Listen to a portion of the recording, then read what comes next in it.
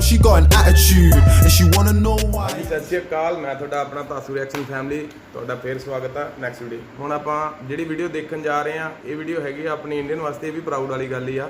ਪਹਿਲਾਂ ਕੋਈ ਵੀ ਵੈਸਟਰਨ ਕੰਟਰੀਆਂ ਹੁੰਦੀਆਂ ਸੀ, ਜਿੱਦਾਂ ਕੋਈ ਬਾਹਰ ਪ੍ਰੋਬਲਮ ਹੁੰਦੀ ਸੀ ਜਾਂ ਕੋਈ ਗੱਲਬਾਤ ਹੁੰਦੀ ਸੀ ਕਿਸੇ ਵੀ ਮੁਲਕ 'ਚ, ਤੇ ਉਹ ਆਪਾਂ ਨੂੰ ਦਬਾ ਲੈਂਦੇ ਸੀ ਗੱਲ ਕਰਕੇ। ਤੇ ਪਰ ਜਿਹੜਾ ਹੁਣ ਆਪਣਾ ਵਿਦੇਸ਼ ਮੰਤਰੀ ਆ ਉਹ ਬੰਦਾ ਬਹੁਤ ਘੈਂਟ ਆ। ਉਹਨੇ ਕੋਈ ਵੀ ਗੱਲ ਹੋਈ ਸੀ ਉਹਦੇ ਤੇ ਉਹਨੇ ਬੜਾ ਠੋਕ ਕੇ ਵੈਸਟਰਨ ਕੰਟਰੀਆਂ ਨੂੰ ਜਵਾਬ ਦਿੱਤਾ ਹੈ। ਤੇ ਦੇਖੋ ਆਪਾਂ ਉਹਦੇ 'ਚ ਉਹਨੇ ਕੀ ਕੀਤਾ ਹੈ ਤੇ ਮਿਲਦੇ ਹਾਂ ਆਪਾਂ ਵੀਡੀਓ ਤੋਂ ਬਾਅਦ।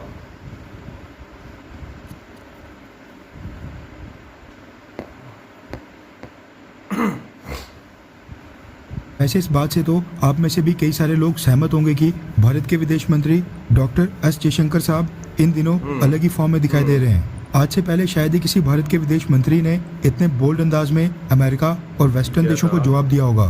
पिछले काफी दिनों से रशिया यूक्रेन मसले के ऊपर भारत के रोल को लेकर पूरी दुनिया में चर्चा हो रही थी, जिसमें भारत को लगातार टारगेट किया जा रहा था और कहा जा रहा था कि भारत रशिया का साथ देकर इतिहास की गलत साइड के ऊपर खड़ा है।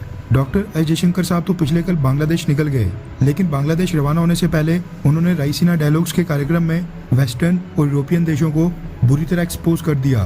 वैसे जिनको नहीं पता उनकी जानकारी के लिए बता दूं कि केंद्रीय सरकार ने रायसीना डायलॉग्स की शुरुआत साल 2016 में की थी। उसके बाद से ही भारत का विदेश मंत्रालय ऑब्जर्वर रिसर्च इंस्टीट्यूट के साथ मिलकर हर साल इस कार्यक्रम का आयोजन करता है, जिसमें 100 से ज़्यादा देशों के प्रतिनिधि जियोपॉलिटिकल कॉम्प्लेक्सिटीज, इकोनॉमिकल और ट्रेड चैलेंजेस, इंटरनेशनल पॉलिटिक्स और डिप्लोमेसी यानी कि कूटनीति से संबंधित चर्चा करते हैं। इसमें न सिर्फ भारतीय सेना के चीफ, हमारे विदेश मंत्री या फिर भारत के सीनियर ऑफिशियल्स, बल्कि दुनिया भर के एम्बेसडर्स, मिनिस्टर्स और कई सारे अधिकारी भारत में आकर यहाँ पर अपनी राय रखते हैं। इसी रायसीना डायलॉग्स के कार्यक्रम के दौरान विदेश मंत्री डॉक्टर एस जयशंकर साहब ने कहा कि आज के बाद भारत अपनी शर्तों पर दुनिया से रिश्ते बनाएगा। इसमें भारत को किसी की सलाह की जरूरत नहीं है। जयशंकर ने कहा कि दुनिया को खुश रखने की जगह हमें इस आधार पर दुनिया से संबंध बनाने चाहिए कि हम कौन हैं और भारत की क्या ताकत है।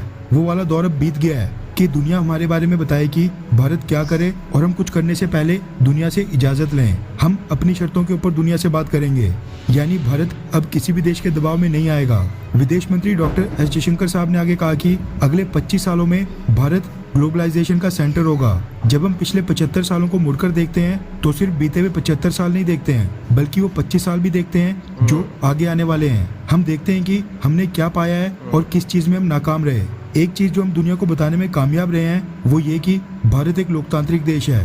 रूस यूक्रेन युद्ध को लेकर एस जयशंकर साहब ने कहा कि युद्ध रोकने का सबसे आसान और प्रभावी तरीका यही है कि दोनों देश बातचीत की टेबल पर आ जाएं। रूस के साथ व्यापार को लेकर विदेश मंत्री ने कहा कि वेस्टर्न देशों द्वारा अपील के नाम पर जो ऑर्डर दिया जाता है उसको अब एशिया में चुनौती मिलने लगी है।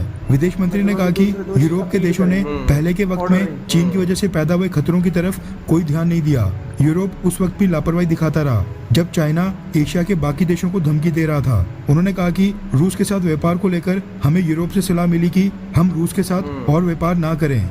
कम से कम भारत किसी और देश को सलाह देने तो नहीं जाता है। यानी अगर भारत किसी देश को सलाह नहीं देता है या भारत किसी देश को ये नहीं बताता है कि उनको क्या करना चाहिए या फिर क्या नहीं, तो फिर भारत क्यों किसी देश की सुने।